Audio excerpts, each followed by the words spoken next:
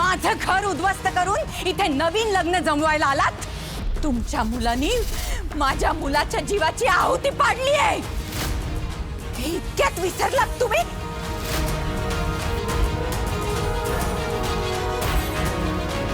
आई काय 7 जन्मांसाठी साथ देणार होतीस ना ग माझ्या मुलाची? त्याच्या 14व्या नंतर 7 दिवस सुद्धा धीर धरता आला नाही तुला।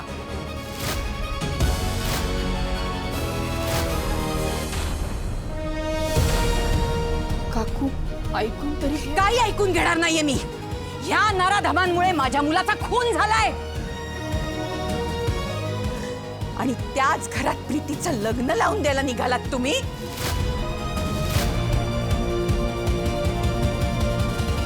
पण मी हे होऊ देणार नाही। बघतेस तुझं लग्न कसं होतं ते।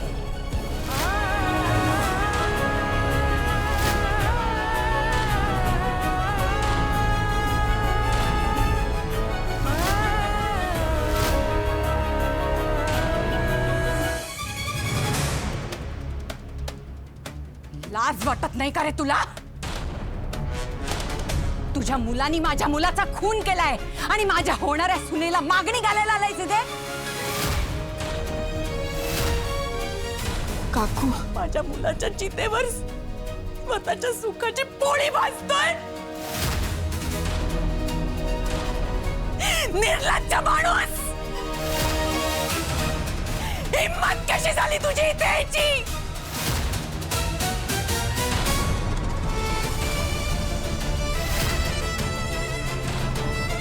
काकू जरा शांत हो ग। मी तुमचा राग प्लीज समजू शकतो, पण तुम्ही आमची बाजू समजून घ्या। काही ऐकायचं नाही मला। चालता हो इथून। स्वार्थी स्वार्थी आहात तुम्ही। चांगुलपणाचा आव आणताय, पण तुमचा खरा चेहरा हाय खोटारडा।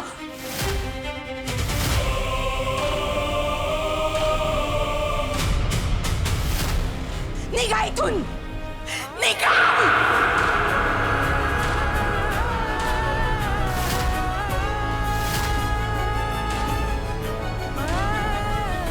शांत व्हा, शांत व्हा।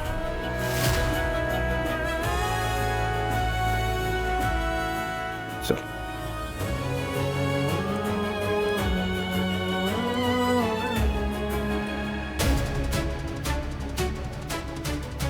अगं काकू भद्रताई, काकू तू जरा शांत हो। इथे इथे येऊन बस। ये बस, पाणी घेऊन ये।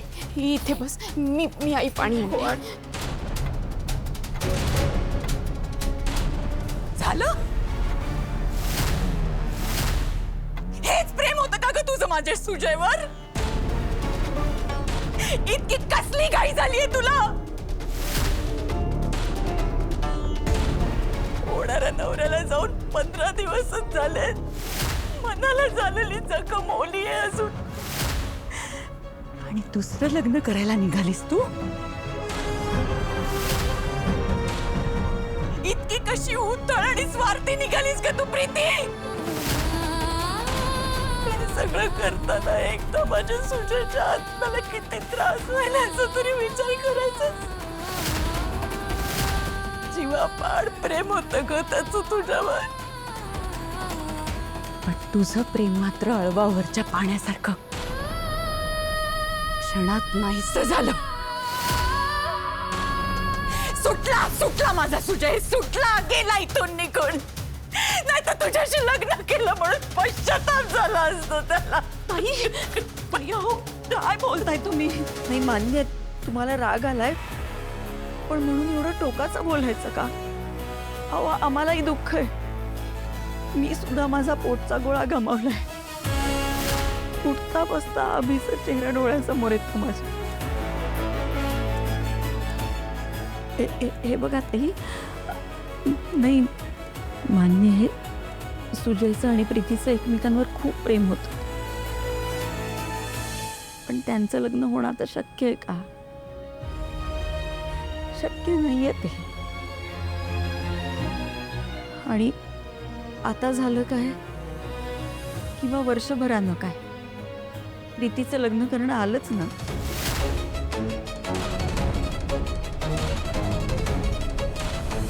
वा वा, मी उगाच मगासपासून प्रीतीला बोलते. इथे खरं तर घरच्यांचीच फूस आहे तिला म्हटल्यावर बोलण्यात काय अर्थ आहे? मग सगळ्यांना मान्य आहे ना हे लग्न? ठरवा ठरवा, तुम्ही लग्न ठरवा. पुढे काय करायचं ते मी बघते.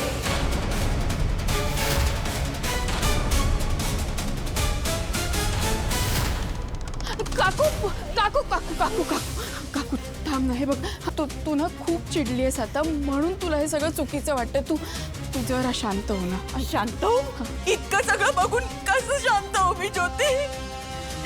एकदा माझ्या जागेवर राहून विचार करा, मला किती यातना होत असतील, किती जीव तुटत असेल माझा हे सगळं बघून. काकू हे बघ, सगळं कळतंय. तुला वाईट वाटणं साहजिक आहे अगं, पण इतका रागराग करून काहीच होणार नाही अगं. आणि कसं होणार ना, आता बघालच तुम्ही.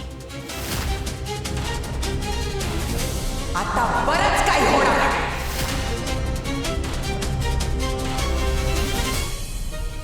काकू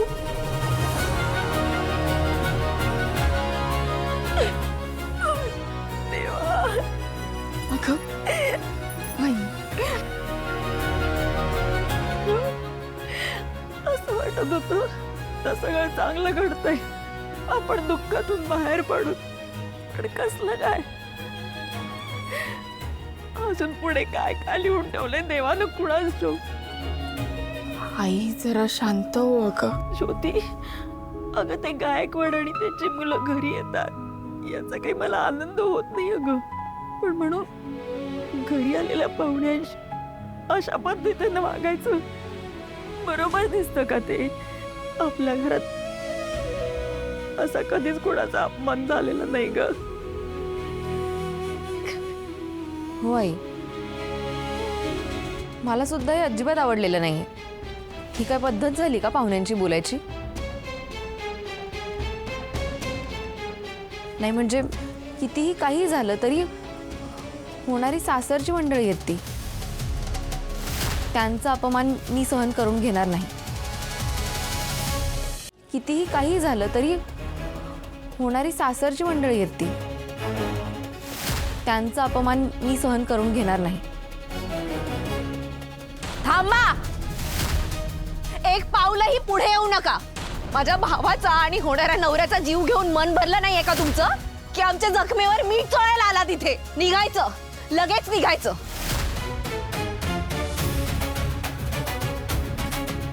प्रीतीताई, आई, तुम्ही दोघी जरा शांत व्हा. हे बघा, कसलंच टेन्शन घेऊ नका.